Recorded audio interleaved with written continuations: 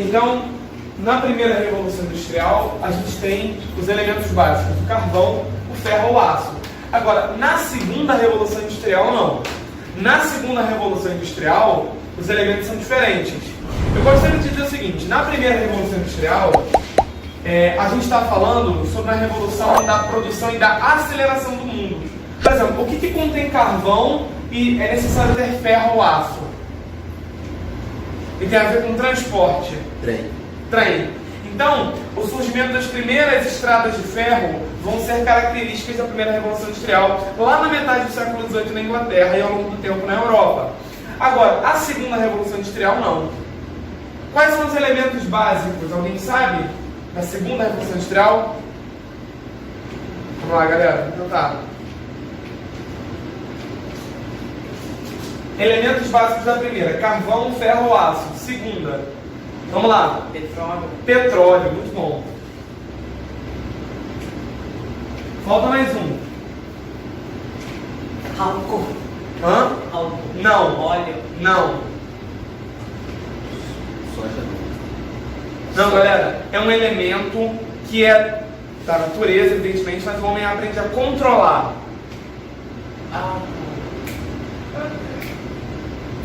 Vamos lá. Está na natureza? Não.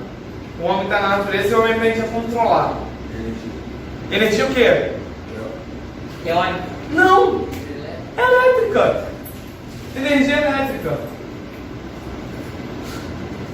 Energia elétrica. Então, olha os elementos como mudam. Na primeira Revolução Industrial, o carvão, o ferro e o aço se tornam os elementos principais. E aí, Daniel, por que o trem vai ser importante? Claro, por exemplo, para a aceleração desse processo. Agora, se já na segunda Revolução Industrial, você já tem a presença do petróleo e a energia elétrica aqui como funcionamento fundamental, certo? Daniel, por que é tão importante esse processo, né? Por que é tão importante essa informação? Porque é a partir, por exemplo, do petróleo que você vai ter o combustível fóssil para quem? Para quem andar? Para os automóveis, exatamente, para os carros. No caso da energia elétrica, ela vai promover uma mudança muito grande, que é o quê? A forma como as pessoas veem a luz do dia. Eu posso estender a jornada de trabalho, porque agora para ficar à noite demora mais tempo. Se ficar não tem problema, porque dentro da fábrica eu tenho luz. Até a forma como a gente determina o que é noite e o que é dia é feita através da medida da segunda Revolução Industrial, sabiam? O mundo do trabalho influencia até a nossa forma de enxergar o que é um dia. Porque vocês já tiveram a experiência de ir para o interior do Rio de Janeiro, de outro lugar, e percebem que lá as pessoas acordam 5 da manhã e vão dormir às 7 da noite? Né? Por quê? Porque lá elas acompanham o raiar do sol. O sol não nasce 10 horas, meio-dia. O sol nasce que horas? 5 da manhã, 5 e meia por ali, né? E que horas que o sol vai embora, que fica tudo escuro, porque não tem energia elétrica? 6 horas. É muito mais escuro no interior, né? Claro, porque você não tem a cidade com luzes, você não tem prédios, você não tem grandes conglomerados. Por isso que alguém com professor de astronomia, vai falar para você olhar para o céu no interior, para poder ver as constelações. Porque aqui é muito difícil enxergar, porque as luzes e os gases também atrapalham. Quer dizer, até a forma como você enxerga o que é um dia não está cedo, são 7 horas. 7 horas para alguém que é do campo é diferente. O tempo passa de formas diferentes para você e para quem mora no interior de Xerém. Olha que loucura. Parece perto, mas você enxerga o tempo de uma forma diferente. Você vê a passagem do tempo de uma forma diferente. O tempo dura de formas diferentes para você e para aquela pessoa. Isso está diretamente ligado àquilo que você faz, ou à forma como você concebe o tempo. É energia elétrica. A gente pode estar meia-noite na nossa casa e está tudo aceso, a gente jantando. Às vezes estou jantando meia-noite. Quer dizer, existe uma série de coisas que a gente pode levantar a partir daqui. Mas vamos continuar. Com a energia elétrica, por exemplo, se eu acelerava a produção e acelerar também o transporte, o que eu estou fazendo? Eu estou começando um processo de, digamos assim, eu estou ficando mais perto de outros países, entende? O que eu estou falando? Quando a gente fala, por exemplo, que a tecnologia ela ajuda a aproximar pessoas, hoje você fala com uma pessoa que está no Japão em tempo real. Claro que naquele momento não podia, mas você não tinha um trem. Com a primeira Revolução Industrial, você tinha. Agora aqui, a gente está acelerando o processo. Como, Daniel? Com carro? Sim, com carro, mas não só com carro. A energia elétrica vai dar origem, por exemplo, a uma invenção chamada telégrafo. O telégrafo digamos assim, é o primo antigo do fax. Você consegue mandar uma mensagem para alguém com códigos, com limite de palavras, em outra cidade, em outro estado. Cara, isso é uma grande... Tanto que o nome do Correios até hoje é o quê? Correios e telégrafos, né? Porque é uma forma de transmitir mensagem, mandar um telegrama para alguém, né? Telegrama não é só aquela música legal que a gente conhece. Ela também quer dizer o seguinte: você não conhece telegrama? É do... Veja aí, qual é o nome dele? É aquela telegrama do amor? Alguma coisa assim? Não, pagode. Não, pagode não. É pagode assim também. Não. Me manda telegrama. Tem um pagode, verdade, esqueci. Verdade, clássico. Mas você tá falando do telegrama do... Nossa, eu não vou lembrar o nome dele. Depois eu lembro. Vou tentar lembrar. Que ele fala que tá com saudade, que ele tá mandando de Aracaju um telegrama. Esqueci o nome dessa música. Chitãozinho Chororó. Não, eu Ok. lembrei dessa. Me liga. Rapaz, vocês vão me obrigar a fazer isso? Uma carta de amor. Eu vou te ligar. Peraí. Peraí que eu vou resolver esse problema agora. É. Peraí. Vamos ver aqui de quem é. Gilberto Gil. Não. Zé Cabaleiro. Eu ia falar Zé Cabaleiro. Vocês não conhecem a música Telegrama do Zé Cabaleiro? Então Bota aí pra tocar. Não. Faz uma parte. Exercício. Exercício de casa é escutar a música do Zé Cabaleiro Telegrama. Mas vamos pra cá. O que é o Telegrama? Essa mensagem que está possível através das conexões de fios. Os postes carregam os fios, e esses fios de telegrama eram responsáveis por transmitir as mensagens elétricas, né? E aí os sinais eram colocados como mensagem. Ou seja, a energia elétrica e o petróleo impulsionam ainda mais o processo de aceleração da informação e também da conexão entre pessoas. Ou seja, o mundo começa a desenvolver outras riquezas, outros propósitos. A segunda revolução industrial traz uma necessidade não só de acelerar as informações, de conectar mais o mundo, mas também de aumentar a quantidade de riquezas. Isso se deve por quê? Porque agora eu tenho como aumentar a produção, então eu posso ter mais trabalhadores, né? A aceleração melhorou, digamos assim, então eu posso fazer com que o meu produto, eu pensando como capitalista, tá? como um dono, um proprietário da propriedade privada, eu posso acelerar a minha produção, posso distribuir para mais lugares. Então, o trem já me ajudava, né? Agora a minha indústria pode produzir os próprios carros, né? A gente vai falar da segunda revolução industrial, a gente lembra de duas características, de dois modos de produção. Escrevi de colocar aqui, mas escreve aí, por favor. Modos de produção. Modos de produção. Não confundir com meios de produção. Meios de produção é aquela, na verdade, é um critério que a gente chama as formas como se produz, ser dono do meio de produção, ser dono das condições materiais de produção. É aquilo que a gente fala que diferencia, por exemplo, um capitalista de um não capitalista. Eu sou capitalista, você é dono dos meios de produção? Se não, você não é capitalista. Daniel, meu pai é dono de uma lojinha de sandália. Ele é dono de uma sapataria. Ele é capitalista? Não. Ele faz a sandália? Ele é dono da azaleia? Se ele for, ele é capitalista. Então ele não tem as condições para produzir a sandália, ele revende. Então se ele não tem as condições de produção, ou os meios de produção, ele não é um capitalista. Entende? Meios de produção. Isso. Agora, isso aqui é outra coisa, isso aqui é modo de produção. Modo. Eu estou explicando meios para diferenciar que são esse aqui, que são modos de produção. Os modos de produção são formas como as indústrias, a partir da primeira e da segunda revolução industriais, passam a produzir. Então é uma forma de produzir, é um modo de produção. Eu vou falar dos dois principais modos de produção. O primeiro modo de produção é chamado de Fordismo, tá? O nome é bem característico, né? Ford, né? Da empresa. Então, do empresário industrialista Henry Ford, né? O Fordismo, ele ficou conhecido pelo seu primeiro modo de produção, que era o seguinte: ele tinha uma característica básica, que era produzir em larga escala e de forma homogênea. Vou repetir então. produzir em larga escala e de forma homogênea. Beleza? Vou repetir. De forma homogênea e em larga escala. Ou seja, como é que é a imagem clássica da produção fordista? Por exemplo, quando a produção de automóveis começou, o Henry Ford vai produzir milhares, galpões gigantescos de quê? Carros, certo? E todos esses carros são pretos. Por quê? Porque preto é a cor mais barata do mercado para poder atingir, né? E assim eu consigo produzir tudo em massa. Então a primeira forma de produção foi a fordista, industrial, claro. E essa produção então fazia tudo da mesma forma, em larga escala. Então todo mundo tinha um Ford 3MC preto. Era o padrão. Entende? Tá dando para compreender? Então, como é que se caracteriza a produção fordista? Larga escala e de forma homogênea. Se a gente tivesse que dar um exemplo hoje, é como... Lembram do começo das Havaianas? Não, né? Vocês são muito mais novos.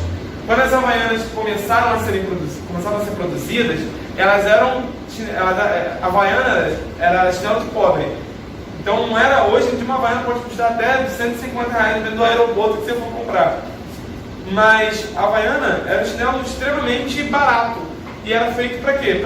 Para a classe mais pobre. Então a Havaiana era tudo igual. Ela tinha só duas cores, né? Era branca e preta, com aquela tira, né? E aí era isso. Aquilo era a Havaiana. Só tinha duas cores e era feita em larga escala. Você podia achar e era barato, né? Então isso é uma caracterização, claro, né? É só um exemplo que eu estou dando para você entender o que seria uma produção fordista. Ao longo do tempo, essa produção fordista, já na segunda Revolução Industrial, começa a alterar a sua forma de produção. Começa a alterar.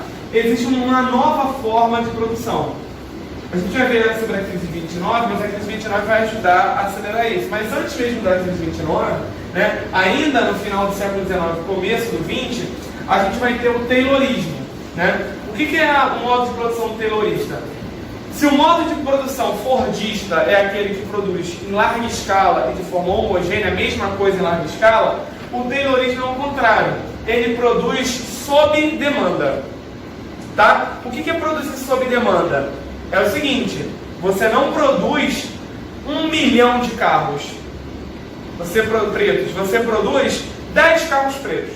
E aí, se você tiver mais demanda, você pode produzir mais 10 carros pretos. Porque alguém pode querer um carro vermelho, e aí você atribui um preço mais alto. E as pessoas vão querendo produtos diferentes, de formas diferentes. E o mercado, às vezes, vai acabar com aquele produto e outro vai surgir. Quer dizer, o que acontece? Qual é a diferença? O que fez mudar o Fordismo para o taylorismo? Porque o Fordismo vai fazendo com que várias empresas sofram problemas. Por quê? Crises de superprodução, o que vai acontecer lá na crise de 29. Você produz 1000 carros pretos, e aí o que acontece? Chega um momento que ninguém mais quer comprar. Se você for um taylorista, tudo bem, você pode investir em outro ramo ou ir para outro lugar, mas se você for um fordista que tem 1 milhão de carros na garagem, você vai ter encalhados 1 milhão de carros. Você tem um prejuízo muito maior. Então, o que altera a condição do Fordismo para o taylorismo é o modo que você produz. O Fordismo produz de forma em larga escala e homogênea, e o taylorismo sob demanda e com alguma adaptação. Ou seja, não necessariamente é tudo igual. Pode ser feito de formas mais individuais, particulares. Consegue entender isso? Sim, né? Acho que está muito claro. A gente tem empresas que produzem... Por exemplo, o que seria o máximo do taylorismo, o neo-taylorismo, que já tem outros nomes, né, para a gente falar de modos de produção atuais, né? Não é o nosso caso aqui. Mas, por exemplo, as linhas de carro duram apenas 1 ano. Então, às vezes, um carro, tem carro que ele tem uma especificidade, o modelo do carro só dura 1 ano. Tem carro que, assim, esse aqui é o M345, só foi feito em 2009. Em 2010 já não tem mais. Não é mais produzido. Não é mais produzido, está fora de linha. É ruim, porque aí você gera custo, não tem peça para repor. Não, mas aí é problema seu, né? De quem escolheu o De carro. quem escolheu o carro. A gente ainda tem outras coisas para falar. Você tocou num ponto, por exemplo, pode falar de obsolescência programada, que é uma forma como a indústria, a partir de determinado momento, encontrou um formato para fazer você sempre consumir o mesmo produto. ela te dá um produto que tem prazo de validade, ele vai acabar e você vai ter que ser obrigado a consumir outro. Você compra um celular que você já sabe que mesmo que você formate, cuide bem dele, aquela peça ela vai ser desgastada e você não vai conseguir encontrar nunca mais vai ficar bom. É uma peça central do aparelho que vai fazer com que ele nunca mais fique bom. Ou seja, eu já vendo sabendo que ele vai escangalhar para você comprar outro. Isso é obsolescência programada. A gente não vai tocar nisso agora, mas a gente pode falar dessa mudança de paradigma aqui entre Taylorismo e Fordismo, que vai ser um reflexo da sociedade, né? E vai ser uma forma como os industriais vão tentar escapar das crises de superprodução. Beleza? Tranquilo? A gente vai falar de crise 29 depois, a gente vai falar disso com mais propriedade. Tranquilo? Beleza. Explicado isso, então a gente entende o que a segunda revolução industrial vai fazer. Ela vai acelerar ainda mais esse processo. O que está acontecendo no mundo então? Eu tenho cada vez mais um mundo que produz. Concordam comigo? Sim ou não? Então o mundo está produzindo cada vez mais. Produzindo. Mas eu preciso fazer o quê quando eu produzo? Se você fosse um dono de uma indústria, você produz muito. Qual seria a sua principal preocupação? Vender. Para vender eu tenho que ter o quê? Consumidor. E esse é o problema. A Europa está percebendo que está tendo uma escassez de mercado consumidor. As indústrias todas fordistas produzem aos milhares e aos milhões, certo? Chega um momento que todas as pessoas já compraram, já consumiram. Eu preciso de mais consumidores, certo? E onde é que tem consumidor? Nos outros países. Então a gente já chega em uma outra possibilidade, que é tentar levar o nosso produto em outros países. Só que a Europa não vai fazer isso de forma legal, bacana. Vamos levar, mostrar pra galera, bater na porta. Continente africano? Estou aqui, queria vir nessa enciclopédia. Não. O processo que vai começar no final do século XIX, no começo do XX, que será a nossa próxima aula, se chamará imperialismo, que é quando os países europeus vão invadir o território africano e asiático, dominar a terra, industrialmente falando, para conseguir mercado consumidor, fazendo com que aquelas pessoas trabalhem a custos baixíssimos e dominando e explorando aquela terra. Como? Através de guerras. Caraca, Daniel, mas agora não, agora a gente vai falar que esses países estão pensando em fazer isso, estão pensando em serem potências industriais. E para ser uma potência industrial, você pode ser pequeno e fraco? Não, você tem que ser como? Grande e forte. E para ser grande e forte, você não pode ser como a Itália era naquele momento, no século XIX. Como é que a Itália era? A Itália não era um país, não era uma nação unificada. Não. Veneza, Sicília do Norte, Sicília do Sul, Roma, Sardenha, todos esses lugares eram regiões itálicas do Mediterrâneo, mas não eram Itália, não tinha o nome Itália como país. A Itália era uma região e não um país. E aí, a partir daquele momento, as regiões italianas começam a perceber que existem interesses em unificar esses territórios que eram independentes. Consegue entender isso? Então, a Itália passa a entender, na verdade, a Itália não, algumas lideranças da região itálica passam a entender essa necessidade e unificam a Itália a partir ali do final do século XIX. Pasmem vocês, é só em 1930 que a Itália vai ser do jeito como a gente conhece hoje. Por que, Daniel? Vamos lá, como Jack Stripador, por partes. A primeira parte, a Itália tem duas Sicílias. Sicília é uma região da Itália. E ela tinha duas Sicílias, Sicília do Norte e Sicília do Sul. Quem vai ajudar a unificar, inclusive, é o Garibaldi, né, que vai participar das lutas aqui no Rio Grande do Sul.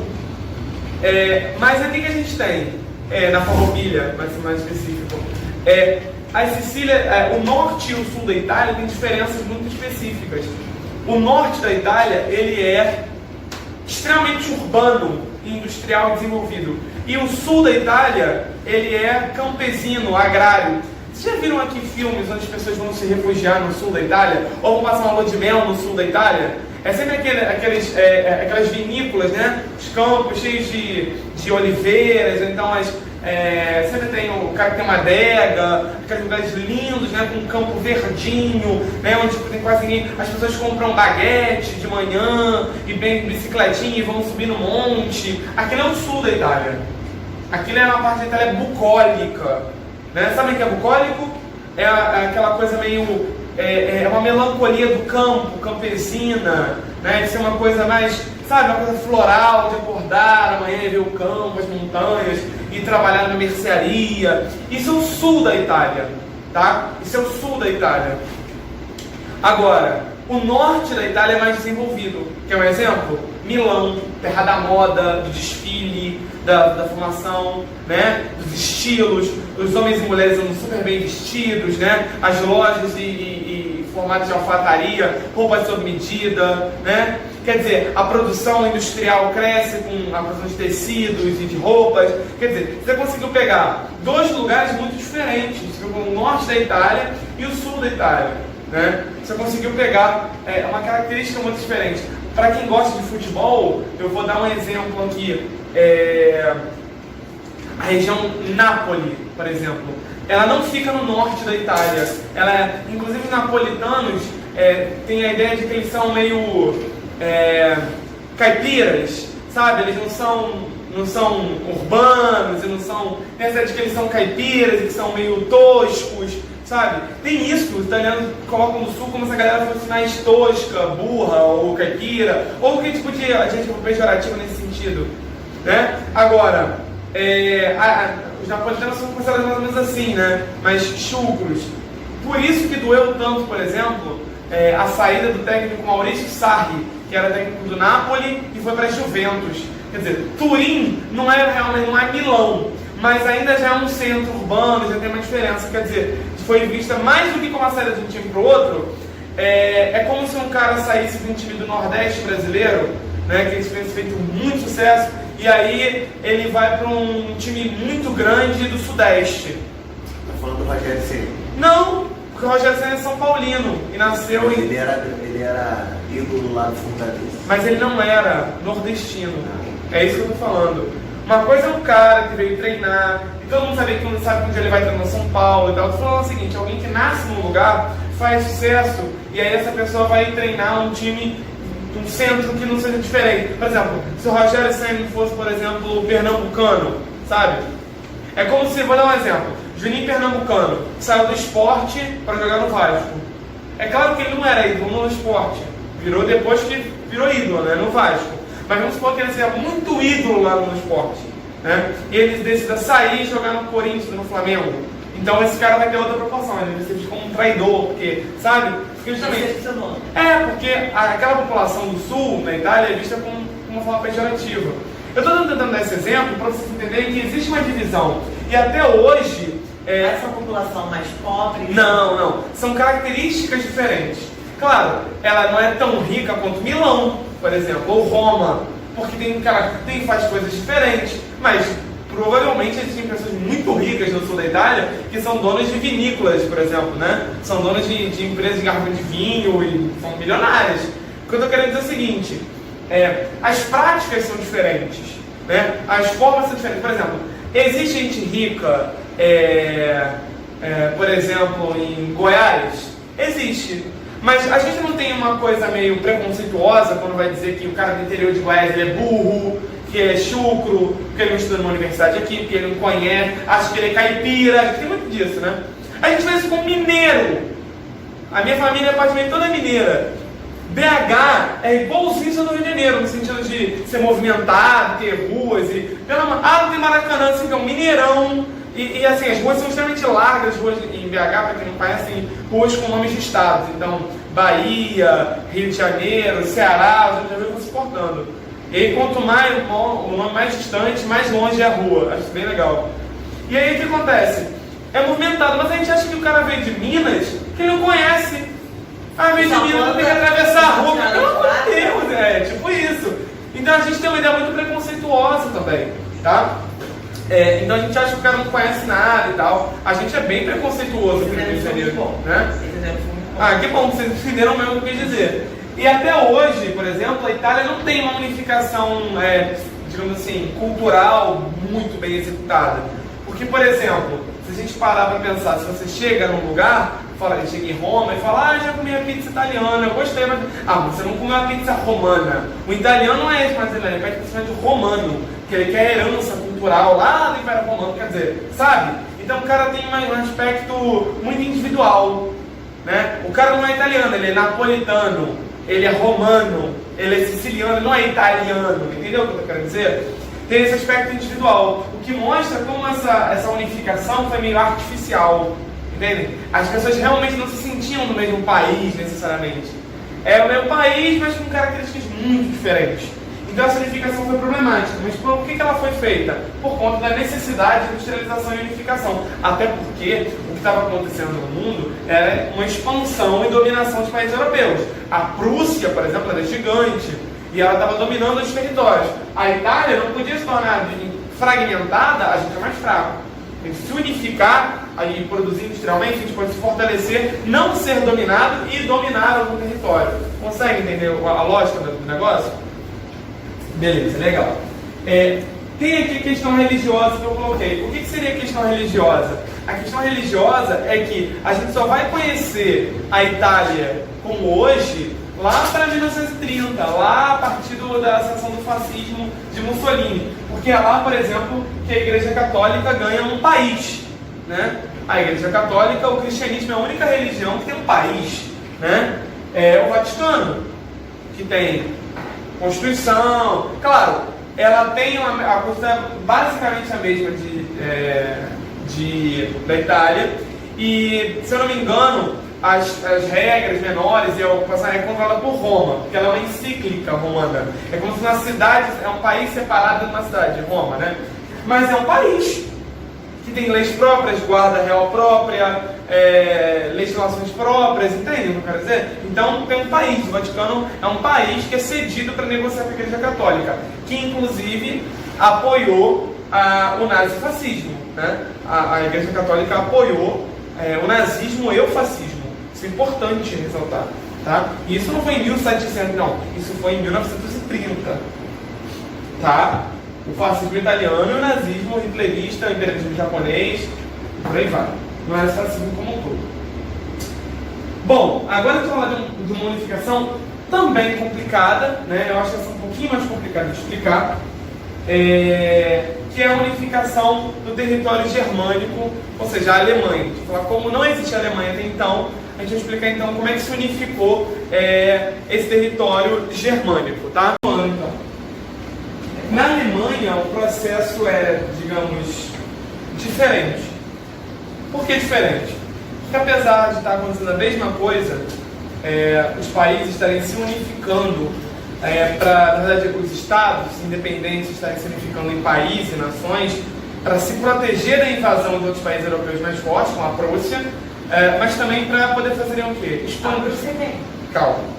A Prússia não existe mais a Prússia, mas é basicamente o que hoje é o território da Alemanha, uma parte do território da Áustria e uma parte do território da Rússia. Tá? Mas basicamente é o território da Alemanha. Para ficar claro no mapa, assim, quando você olhar. Por quê? Por que a Prússia ajuda a Alemanha a se unificar? E, na verdade, vira a própria Alemanha, né? Acontece o seguinte. Alguns estados alemães começam a ter desenvolvimento burguês. E começam a se interessar em aliar-se à Prússia, que era uma potência militar. Qual era o objetivo disso? Juntar dois interesses. E aí vem a central da aula, hein? A unificação alemã, ela está ligada diretamente a dois interesses, da burguesia industrial e da aristocracia. Vou falar de novo, da burguesia industrial e o da aristocracia. Ou seja, do pequeno grupo que controla o poder político no território da Prússia, tá? E dos estados germânicos, porque não existia a Alemanha, né? Eram estados germânicos independentes, e a burguesia industrial que ia surgindo nas regiões da Alemanha. Ou seja, os dois interesses. Por que eu coloquei aqui as leis aduaneiras? Vai haver um acordo entre Prússia e estados germânicos de leis aduaneiras. Aduaneiras tem a ver com impostos, tá? E são impostos diretamente sobre produção e transporte, principalmente de aço e de ferro. Ou seja, a burguesia industrial ela tem interesse em se unificar essa aristocracia e tornando uma grande nação para poder crescer ainda mais no seu projeto industrial.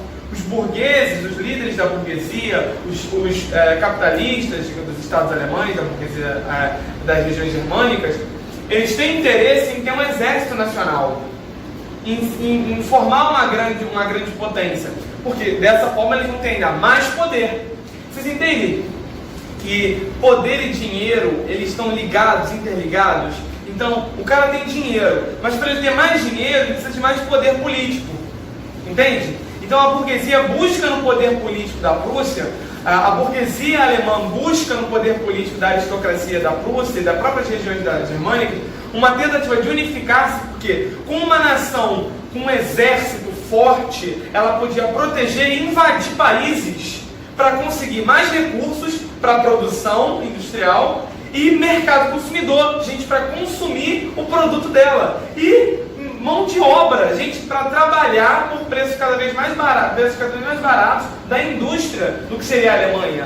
Consegue entender isso que eu estou falando? Ou não? Fala que sejam sinceros. Consegue entender? Então, o burguês alemão, né, não era alemão, o burguês da região, sei lá, vou dar aqui uma cidade alemã, tá? Munique. O burguês industrial de Munique, ele fala, cara, eu sozinho, eu não vou conseguir. Eu sou importante, mas eu quero ter mais dinheiro. Mas para eu ter mais dinheiro, eu preciso me cercar de segurança. Eu quero ter coisas que só no outro país eu tenho barato, um recurso, ferro, ou bauxita, manganês, ou qualquer outra coisa. E aí ele se alia à aristocracia da Prússia, que tem um grande exército. E aí o que acontece? Em várias guerras a Prússia vai empreender uma guerra contra a Áustria, depois vai empreender uma guerra dos ducados, depois vai vir até finalmente a guerra franco-prussiana. A Prússia vai fazer uma guerra contra a França, vai vencer. E aí, nesse processo, a Alemanha vai anexar vários territórios. Vai ser maior do que ela já era. E a própria Prússia, digamos assim, olha a palavra, né? Própria Prússia. A própria Prússia vai se tornar o que é basicamente a Alemanha, dando origem ao que a gente vai chamar de Segundo Império ou Segundo Reich, tá, em alemão. Quando é que vai ser o Terceiro Reich? Quando Hitler desenvolver a Alemanha nazista, Terceiro Império. Então já começa um projeto do que a gente já estava anunciando lá atrás, chamado imperialismo. Está percebendo que tanto Itália quanto a Alemanha são os últimos países a se unificarem na Europa para fazer imperialismo, para invadir países da África e da Ásia, para tirar a riqueza desses países, para fazer com que as pessoas que moram lá consumam seus produtos, para que elas produzam, seja também, além do mercado consumidor, mão de obra.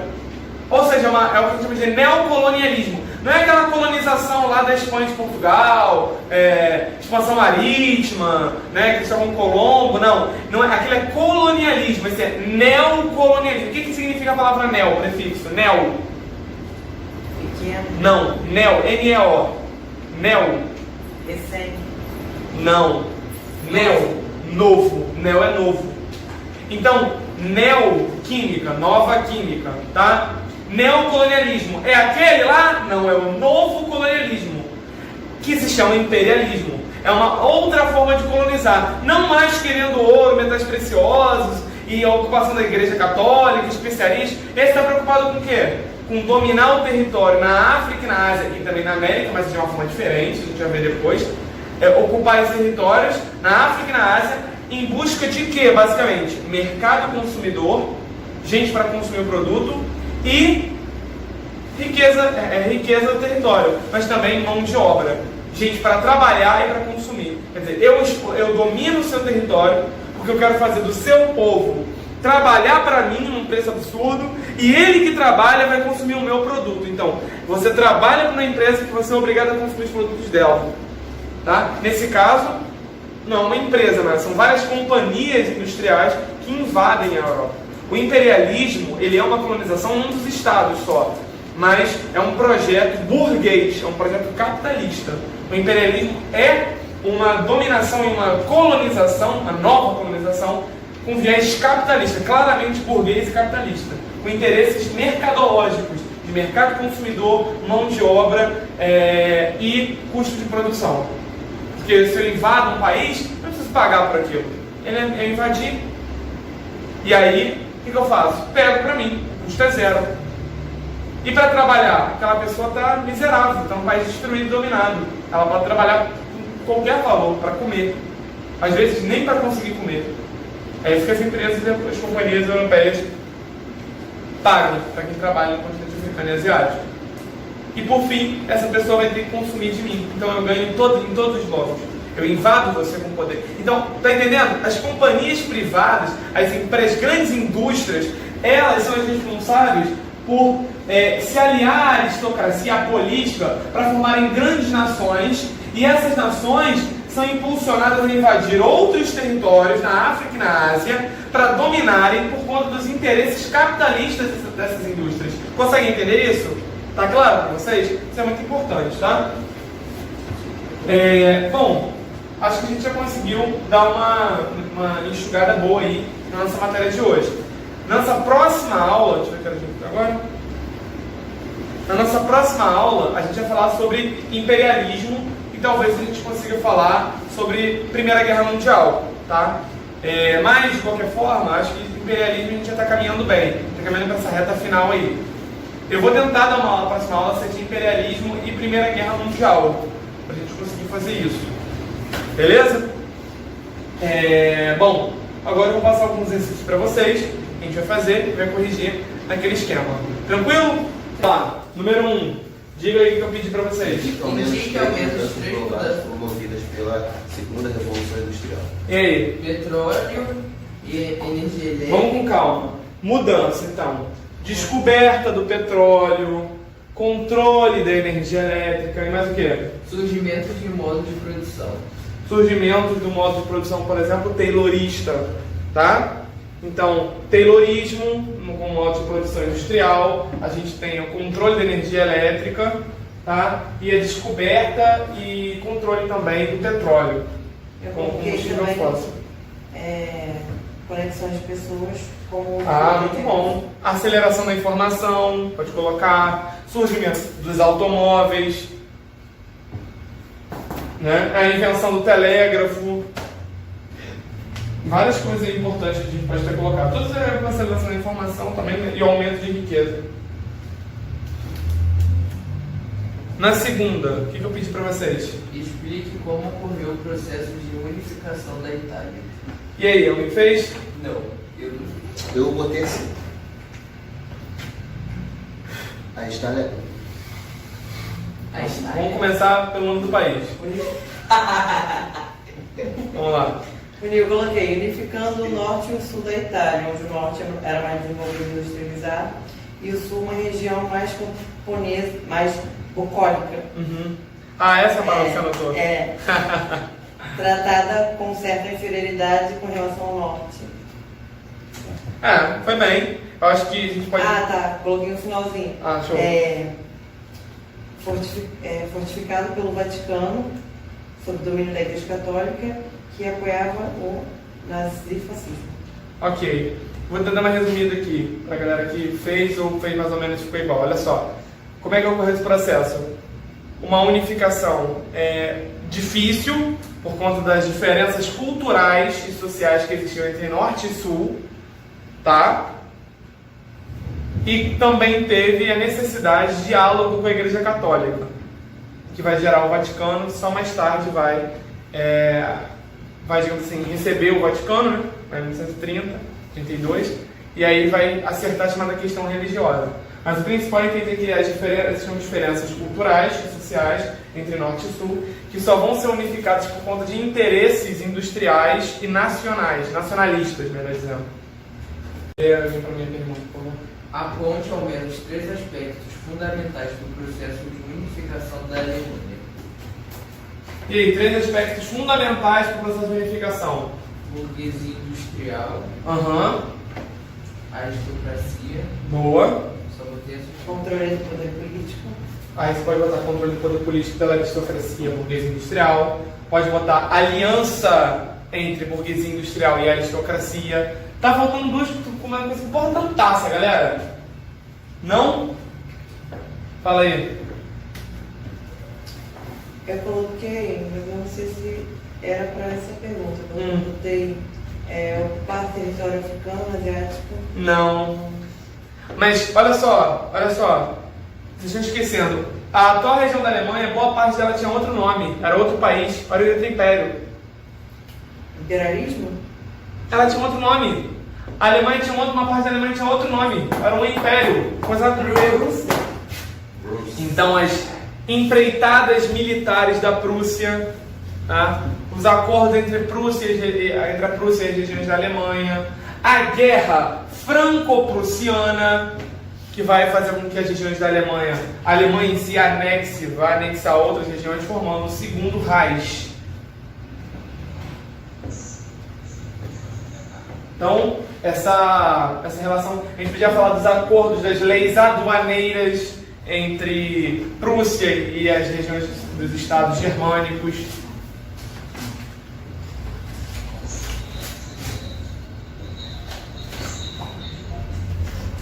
Tranquilo?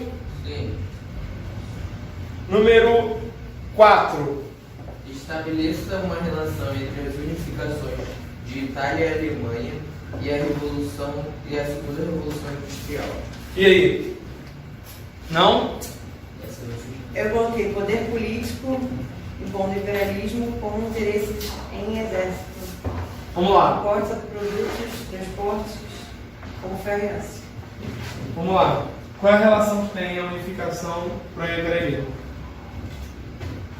O imperialismo é um movimento que vai levar os países europeus a dominarem o território africano e asiático em busca de mercado consumidor, mão de obra barata e barateamento da matéria-prima. Eu botei essa na outra. Isso é o imperialismo. Qual é a relação disso com a unificação? As unificações fortaleceram as nações, tá? Essas unificações serviram para unificar o território, que levou aos interesses dessas burguesias no processo imperialista. Ou seja, a unificação ela serviu como uma forma de fortalecer o território, fazendo ele se tornar uma potência industrial e militar, fazendo assim com que ele conseguisse dominar o território na África ou na Ásia e conseguir esses objetivos. Seria mercado consumidor, mão de obra barata e o barateamento da matéria-prima. Então, a unificação era uma forma de juntar burguesia e exército, entende? Para fortalecer o país, formando um país. Porque se a Alemanha não fosse Alemanha, fossem estados, ia ser muito difícil fazer esse processo. Mas se unindo, ela junta a burguesia industrial, os interesses dos capitalistas, junto com os exércitos e a política interessada em dominar os territórios. Número 5 agora, né? Uhum. E aí, como é que é? Relacione as unificações europeias ao final do século XIX ao imperialismo. Relacione o quê? As unificações. Como é que era a 3? A 3 aponte ao menos 3 aspectos fundamentais do processo de unificação da Alemanha. E a 4? Estabeleça uma relação entre as unificações de Itália e Alemanha e a segunda revolução industrial. Ah, então falei besteira. Eu acabei de explicar a número 5. Essa é a número 5, que fala sobre imperialismo e unificação. A número 4, só faz uma seta aí, desculpa, tá, gente? A 4 é a Revolução Industrial. O que tem a ver com as unificações? A unificação dos países era uma tentativa de poder se tornar uma potência industrial, inclusive no sentido territorial. Quando a Revolução Industrial chega, a busca por petróleo, por exemplo, vai ser uma justificativa. Uma outra justificativa é acelerar e juntar lugares. A gente não falou que a segunda Revolução Industrial faz isso? Os trens, automóveis com a primeira e tal. E segundo, o controle de eletricidade faz com que esses lugares próximos se aproximem. fiquem mais... Esses lugares de processamento me pegou mal, mas esses lugares que são regiões perto uma das outras, se unifiquem. Por quê? Porque agora tem contatos maiores, tem o telégrafo, informações mais rápidas, relações comerciais agora mais rápidas, porque agora tem o trem, eu tenho o automóvel, eu tenho interesses locais de trabalhadores de um lugar para outro lugar, ou seja, relações mercantis, mas que visam aproximar esses territórios, ou seja, a Revolução Industrial, inclusive, vai acelerar o processo de unificação, né? Tranquilo? Tranquilo.